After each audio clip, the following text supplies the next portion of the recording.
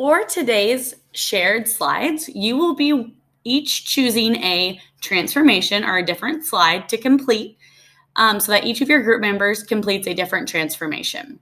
The slides are already set up for you, so they have a spot for you to screenshot and paste your graph. There's also a table that tells you what your transformation is. So your transformation will be in this final row. So mine is a stretch factor of 2, and you'll have some different ones to work on.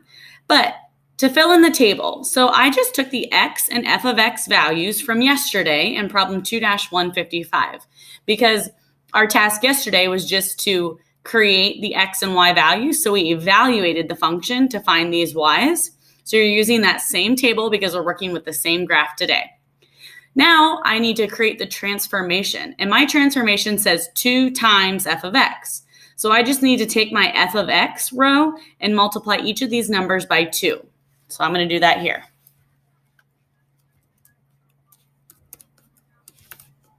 Whoops. This one's -8.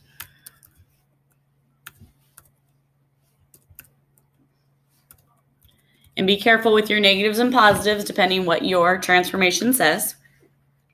So I will now be using this row here.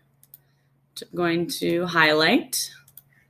And then I'm going to be using this row here to create my new table. Okay, so on the next slide, I'm going to show you how to do this with a graph. So let me transfer over to my Desmos here. Okay, so with my Desmos here, you can see this is the parent function, the original piecewise function that was given. I put my new table together, so my original x's and my new f of x's. And if I plot those points, these now show where my new graph will be. So what you would do at this point is take the points that are along here and drag them to the correct spot on your graph. And when you do that, when you drag them and they are in the correct place, they will connect. So you'll know it's correct when your dots are connected. And then I would take this graph here, screenshot it, and put it onto my slide on the last page.